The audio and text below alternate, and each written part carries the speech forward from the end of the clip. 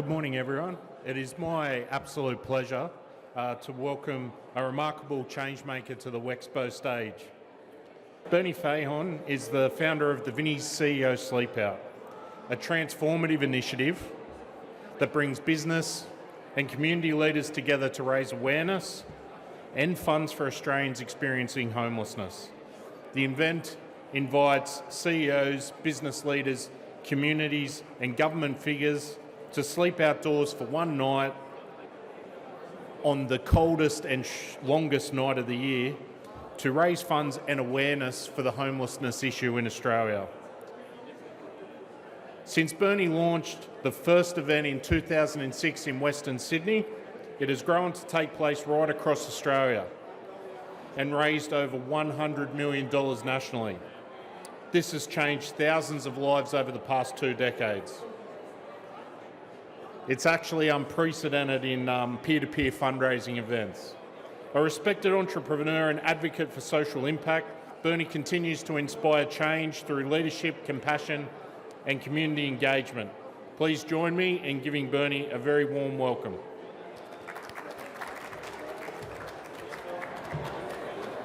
Thank you, Phil, and welcome to all of you and all of those of you out in the stands that are helping us out. And one of the things and one of the themes that I'll talk about throughout is how I can't do anything on my own. It takes a team, and we've seen that this morning, just getting things done. So thanks to Paul at Fusion Red for the screen. Paul, thank you. And when you're talking about something that's important, it's good to have backup plans. So you saw the backup plan in place, and but then when something's worth doing, it's worth doing really well. So Fusion Red have helped us do it really well. So thank you. So I'll just get rid of that off my screen. Let's hope nothing else dodgy pops up on my screen while I'm presenting. So yeah, Western Sydney and how Western Sydney changed the world. The very first Vinnie's CEO Sleep Out was at Stadium Australia, right here, in 2006. So I'll talk about that story a little bit. The slides are really just a prompt for me to tell the story. Some of you might recognise some of the photos, some of the people, but there's so much more to the story than what we can go through today. A little bit about myself. I'm an engineer, a product designer. I started my career in 1982. I worked part-time before that while I was still at school. So that is, 43 years ago. So I've done a range of things: engineering, product design, financial planning. I've been CEO of an economic development organisation. But at the time of the CEO Sleep Out, I was doing financial planning, and I'll talk a little bit more about that. But the way I approach things is based on how I've been trained. And I was drawn to design because I am a designer, I think like a designer. In a sense, everything is a design problem. And I don't mean problem in a negative sense, I just mean it as a starting point. And I'm very much focused on solutions. So where did the idea of the CEO Sleep Out come from? Well, we've got to go back a couple of years before that and see what I was up to. So in 2003, 2004, I was financial planning since May 2000. I remember that well because just after I started, the Olympics were on, right here. That was a big career change, but I'd been immersed then in the new career of financial planning. And AMP Foundation were really the catalyst for the CEO Sleep Out. They were giving money to charities through financial planners. Now, as soon as I was aware of that, I thought Vinnie's was the charity. I have been aware of Vinnie's since I was very young. You know, I can remember going to church, and then at the back of the church there was a shed, and that was the Vinnie's shed, and it was full of furniture, and that was furniture for the poor people who couldn't afford to buy it. So I've known many people in Vinnie's over my whole life, and I've seen how important the work is that they do. And as a financial planner, I thought that a lot of those grey-haired volunteers at Vinnie's might be good financial planning clients. Turns out most of them don't have much money. They're just really good people volunteering. But that was part of it from a strategic and business point of view. Other people said, why are you supporting Vinnie's? It's not very attractive as a charity back then. The neonatal intensive care unit with a cuddly baby or something might have been something that was more popular to support. And I heard that but ignored it and said, no, it's Vinnie's that I want to help. So Vince Dobson introduced me to Stephen Santucci. Stephen had just been recruited by Vince to help Vinnie's in Western Sydney with fundraising. So Stephen was a young fella and I worked with him on these fundraising dinners. The dinners were excellent. They were successful. We had MCs like James Valentine, Maroon from Triple M. Even one year we had Carl Stefanovic, which was interesting. But we had great speakers like Peter Garrett and a range of others, or entertainers like Anne Doe. So the dinners were really good, but they were really hard work. And we would raise about $30,000, including $10,000 from AMP Foundation. So it was a lot of hard work, and the mission was really, how do you make your dinner better than everyone else's? There's so much competition in the world, and from a design point of view, really you want to design things where you've got no competition. So that was the background. Being immersed in that challenge of fundraising dinners is where the insight came from. Whilst we were targeting CEOs and business owners because we thought they had money, they would be the ones that would come to an event, pay for the ticket, bid on auction items. Meanwhile, my kids were doing sleep-outs at school for Vinnie's already. So sleep-outs are not a new thing. The only innovation is CEO's sleep-out, putting those two things together. Yes, people were doing CEO dinners and CEO lunches. Well, we were going to do a CEO sleep-out. I mentioned it to Lisa. I was at a Vinnie's place at Merrylands in an organising committee meeting. It was just the two of us because everyone was too busy to attend the organising committee. So that was fine. We could get stuff done. Sometimes the less people in the room, the more you can get done. And then you just let the rest of the committee know via email afterwards. But I said, wouldn't it be easier to do a CEO sleep out rather than a CEO dinner? And Lisa, who was an employee of Vinnie's, said, Bernie, stop it with your crazy ideas. We've got a dinner to organise. So it was there in the back of my mind. And it really solved that problem. If you're doing a dinner, maybe the answer is not a dinner. So in that situation, you're stepping back to go, who are the stakeholders? What are we trying to achieve? What are the objectives? And again, from a design point of view, if you're trying to design a new toaster, maybe it's not a toaster that you need, it's a new grill, depending on what the objective is. So we needed something that would stand out, be different, cut through the noise, connect people directly to the cause. And that was a key thing, that it was a little bit odd having a banquet to raise money for people who couldn't afford their next meal. So that didn't quite sit right. And meanwhile, the kids were doing sleep-outs at school. We were working out, will we give the people 3 or 4 courses? Will we give them a drink voucher or not? And meanwhile, the kids were getting a sausage and a bun, which seemed easier to me. I could do the catering for that, but I couldn't do the catering for a dinner. So that was really the spark. And in February 2006, I uttered those words. Wouldn't it be easier to do a CEO sleep-out rather than a CEO dinner? And it sat for a little while. I went back to my office. The idea was to invite CEOs to spend a night outdoors, raising awareness and funds. Some of the background, as we were brainstorming about things, it included, well, doing an event is really hard. How about we just do a non-event? Like, I know Sam down here, thanks Sam. Sam supports me in lots of things, including today.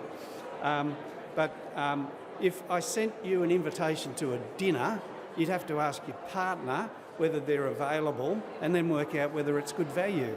But if I send you an invitation to a non-event, can you just pay $100 to not come? You can make that decision all on your own, and I can give you a certificate. Thank you for not attending our non-event. These were some of the silly ideas. The sleep out is more of an anti-event. Instead of entertaining, keeping people comfortable, feeding them well, we're going to do the complete opposite. And we want to raise money out of it.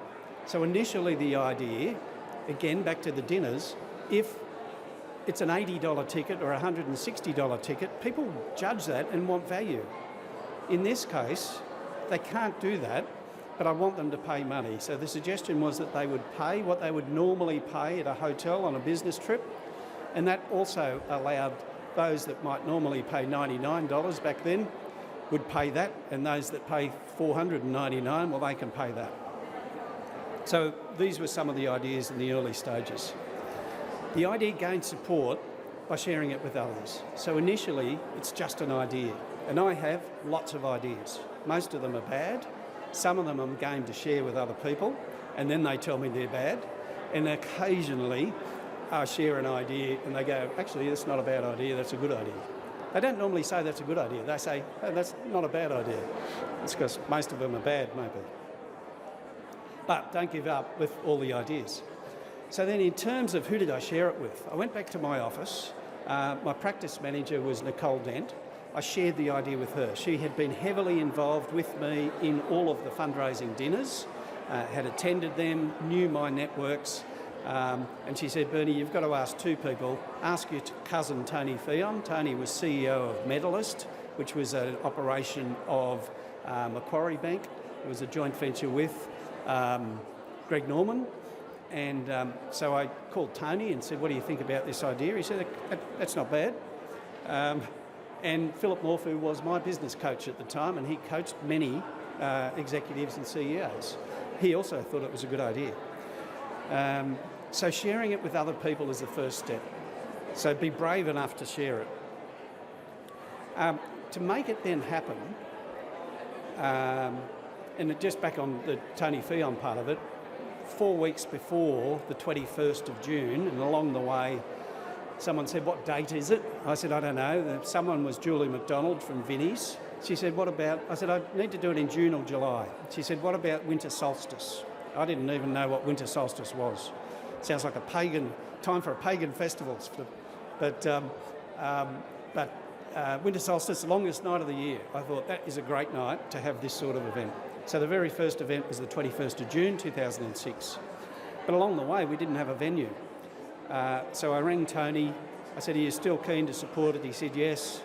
He said, where is it at? I said, well, I don't have a venue. He said, what venue do you want? I said, Stadium Australia would be nice. And he said, leave it with me. And 2 hours later, we had Stadium Australia for the first event. So it's a bit like setting things up for a presentation. I can't do it all on my own, and people come out of the woodwork to help you, if it's a good idea. So the key lessons are, share your idea, build that collective energy. One of the things I've jumped there is the engagement with students, families, communities. Back in the fundraising dinners, my children, who were in Year 11 social justice group at the school, came to the event.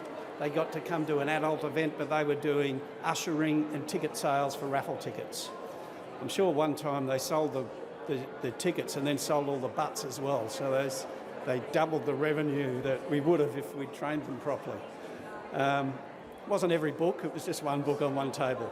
But engaging the enthusiasm of youth was a good thing. So in doing this, I rang my sister, who was a principal at Mount St Benedict's College. I said, do you have a Year 11 social justice group? She said, yes. Now, Year 11 is good because it's not interrupting with, HSC exams. And they became the guerrilla marketing team. They were the ones that helped secure bread rolls from someone's uncle who worked at Brumby's Food. And they were the ones who rang the radio stations and did that guerrilla marketing saying that the CEO Sleep Out is on, and you can go to the website dobinyourboss.com, which was the initial website that we had set up. So it's sharing the idea, building that collective energy, and over those few months we managed. Now, even I don't know whether this number's accurate. I think it might have been less than 10, but 13 CEOs. There was more than 13 people there, and we raised around $5,000 in that very first event. So it was interesting. One of my schoolmates was there. He packed up his sleeping bag and said to himself, well, that was stupid, that won't happen again. He's attended 3 or 4 CEO sleep outs since and is a big advocate and supporter. But the first event happened, and it raised enough interest for people to get behind it. So we then had an organising committee, a limited number of people. Not just me, but other CEOs were then telling that story and building the credibility. So constantly, in life, you've heard the saying, it's not what you know, it's who you know that counts. And that sometimes is a bit defeatist because, well, I don't know anyone. Well, I've flipped that and say, it's not who you know, it's who you get to know that counts. Well, now the onus is on you, the individual, to get off your backside and go and get to know the people that you need to get to know. So it was with that mentality that we continued to spread the word. The very first year we told people to get off their phones because they could then focus on being a bit more in tune with what was happening on the night. Very quickly we realised that people and clients of Vinnie's, most of them still have their phones. It's one of the things they hang on to. In subsequent years, we've said to people, get on your phones and use social media to spread the word, which has been what's happening for the last 15 plus years. And it was part of the growth of the event. It was local action, so it was a very local event with local people, and even as it's grown, Vinnies in each state raise the money and use the money in each state. So there's a very local focus with what's happening, but it was newsworthy back then. The idea of CEOs sleeping out, making themselves uncomfortable was newsworthy. It's old news now, which is the next challenge for how do we continue to develop the event. Those first few years raised about 5,000 first year, about 40,000 in the second year. One of my mates gave me a cheque at 5:30 in the morning for $30,000. If he had not done that, would we have kept going? So, he's one of the people that are personally responsible for the success of the event, and there's probably 100 or 1,000 people that are personally responsible for making the event happen and grow. And pretty much anyone who's ever done a CEO sleep out has inspired someone else to do it as well. So by year 4,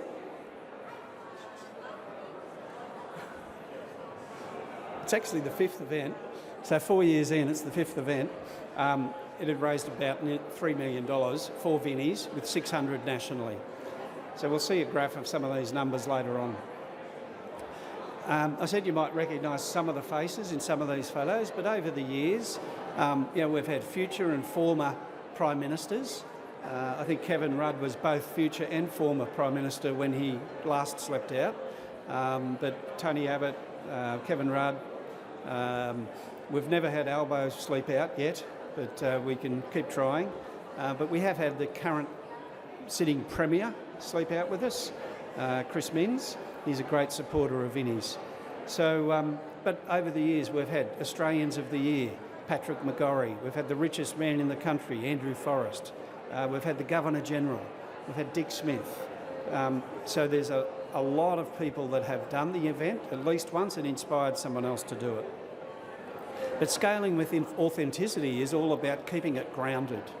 And even within even within Australia, as I mentioned before, each state runs their own event, so it's got a very local flavour with local staff and local clients of Vinnie's telling their story. And that is the key part of the event and its success, is hearing those stories from the clients of Vinnie's. There's nothing more authentic than that situation, and there's something that very special that happens in the room when there's 200 or 300 business and community leaders quietly listening to someone who would normally not be heard. It's almost like a church, but it's a very special kind of church, that the poorest of the poor have got the microphone, and those that we think are at the top of society by one measure are quietly listening to some very wise words, and it is very moving. And that's part of the magic of the event, that's the most important part of it, those conversations, but you then get the opportunity to reflect on it many times throughout the night, because you often wake up many times throughout the night. And what I've just mentioned, I guess, is consistent with that point. The real focus is about the people that are experiencing homelessness and supporting Vinnies, both the staff and volunteers, for all of the work that they do day in, day out.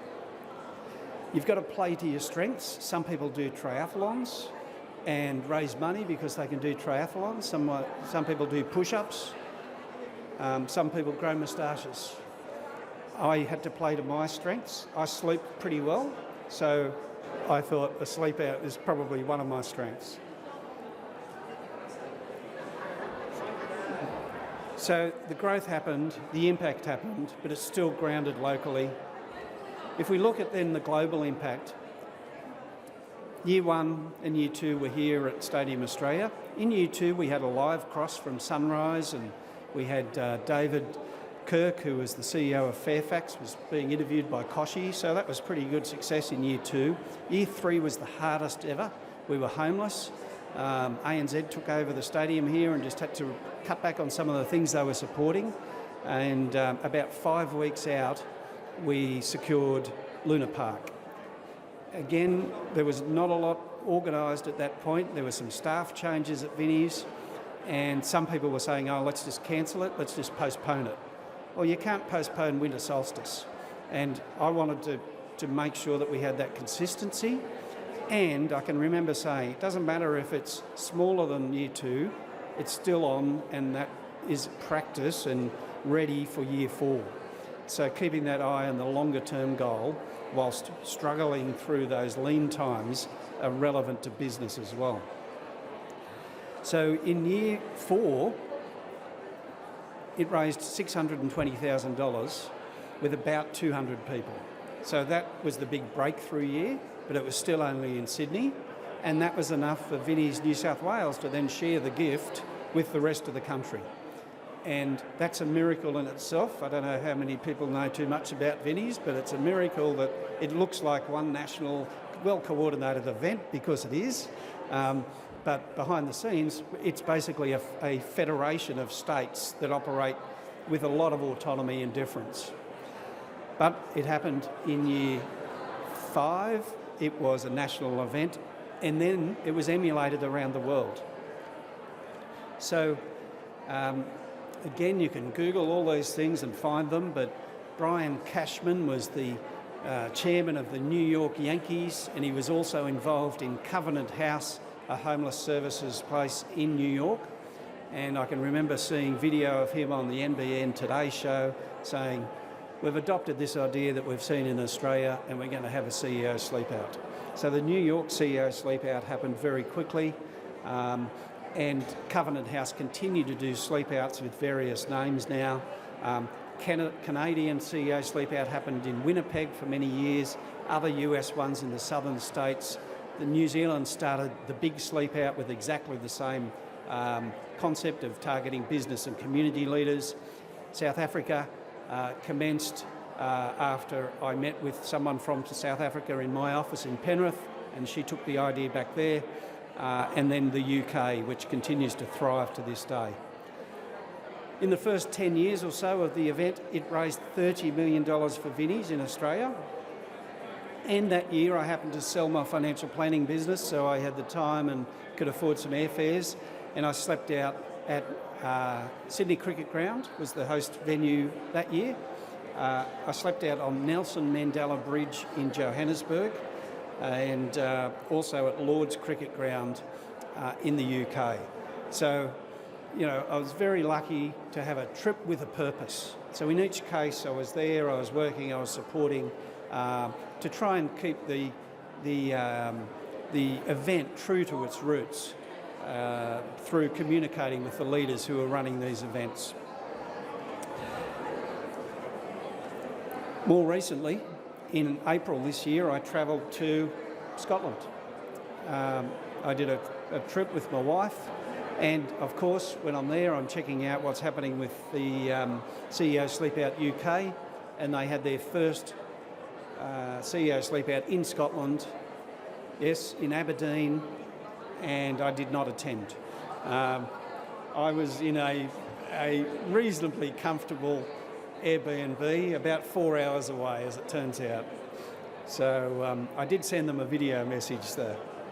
But it just proves that, you know, nearly 2 decades on, the idea continues to inspire and grow and have impact at their local level.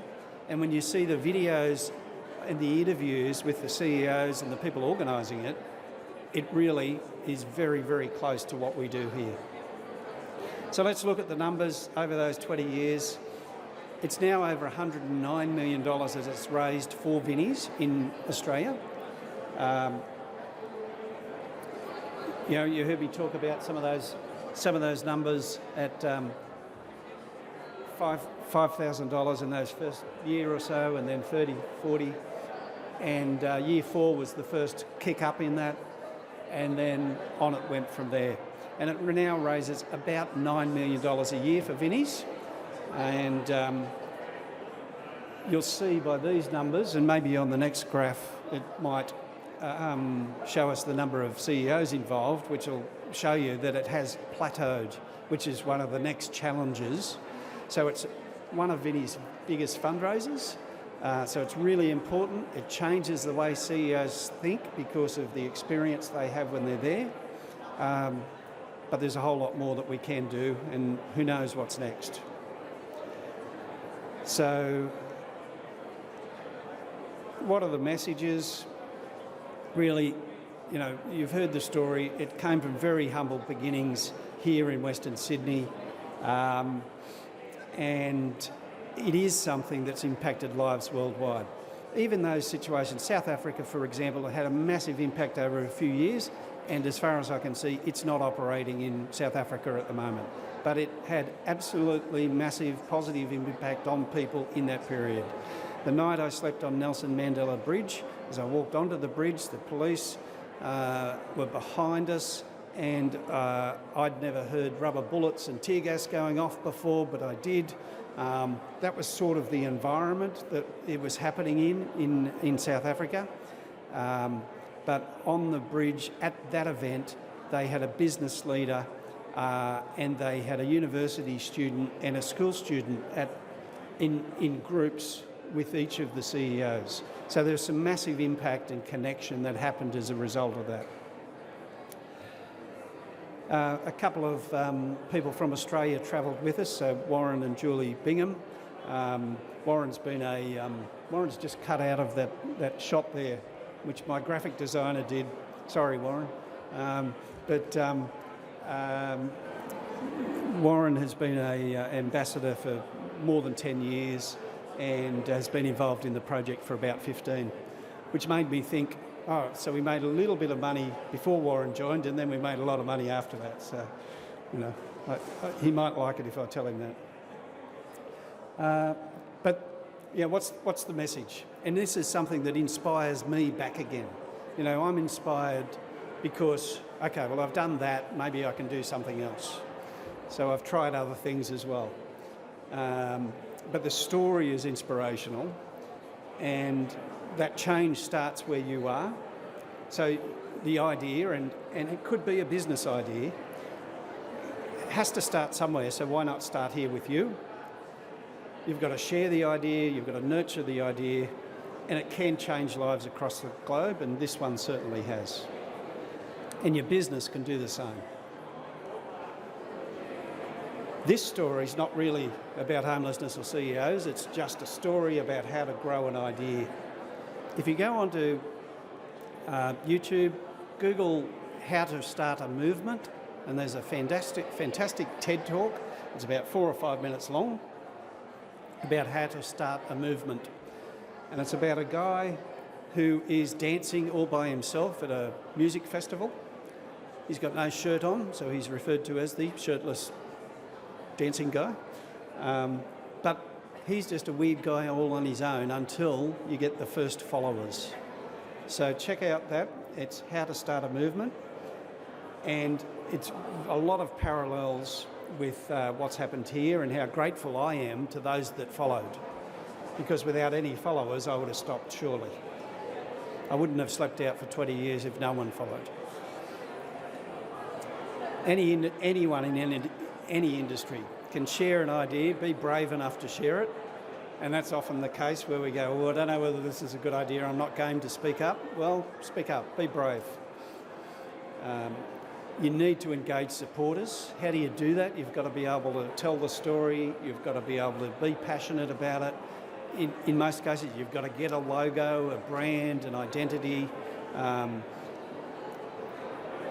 amplify that story through social media and all the digital tools, but stay grounded locally so that you can scale what actually works. So even back when I was financial planning, as online advice, online operations were happening, I wanted at that stage to do things online, but I needed to do them face-to-face as well. So by doing them face-to-face, you know what's real and what's work, and then you can translate that into the online world. And that is the end of my presentation.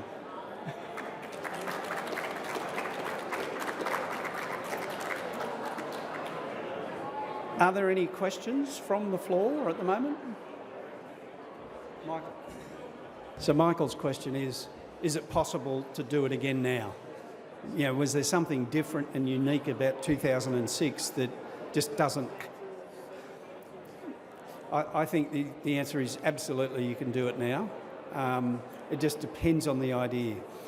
If you look in the charity world, I often say to people, there's enough charities. Don't go and start a charity. What a nightmare that would be. Trying to get deductible gift recipient status and have a committee and a constitution, and it's difficult. Now, I accept that there's some niches where they may need new charities, but there's enough charities. Just find one that needs help and help them. That's my advice generally. And almost every charity needs help, including Vinnie's. We could do with some help to say, how do we take this from $9-10 million to the next level? Apply innovative thinking. Doesn't matter whether it's in the charity space, the not-for-profit space, or in the business space. There's new ideas that will be here in the next year and the next 5 years that someone somewhere thinks of it. And this is the process, I think, to take an idea to reality. There's another book called The 99%. Actually, that's the website. The book is called Making Ideas Happen. And in that book, Scott, I think, is the author, talks about the fact ideas are just so common it's not funny. Everyone's got ideas, but it's what do you do about it? How do you take that idea to action? No other questions? I've got one for you, Bernie. That's the first time I've heard the story in its entirety from the roots, and it was great. I really enjoyed those stories. I guess my one question, I didn't realise how hard those first few years were, was, besides being a total grind, is there anything you would have done differently on reflection? My instinctive answer is no, but and I'm reflecting now, the third year was the hardest year, luckily. It'd be worse if the 21st year was the hardest year. Hopefully that doesn't happen. But it's being prepared to be committed, to drive things. If you lose support from one or two people, continue to press on. If you're actually committed to the objective. And some of that might have been my ego. I didn't want it to fail. But some of it could have been my passion for the cause, or a bit of both. So was the question, would I have done anything differently? Yeah. I think I just would have done more of the good things. And I can't do anything on my own. Don't try and do it on your own. you've got to get people on board. If you can't get people on board, then maybe it's not a good idea, or you've got to change your approach. Being all volunteers, I couldn't beat people into doing what I wanted, like, what's that chef who sometimes, Gordon Ramsay. I'd love to be just like Gordon Ramsay sometimes and just tell people what to do, but that doesn't work, especially when you're dealing with volunteers. So it'd just be more of that and constantly try and get people on board. Thank you, Bernie, and I just want to finish by saying, what a fantastic story. But I don't want to understate the importance to the awareness that's created, the platform for even politicians to be able to make announcements, CEOs to contribute, to really raise awareness of the homelessness issue. But simply put, a lot of our programs and services at Vinnie's aren't possible without these funds coming into the organisation. So it's quite a legacy, Bernie. Well done, and thank you very much. Thank you.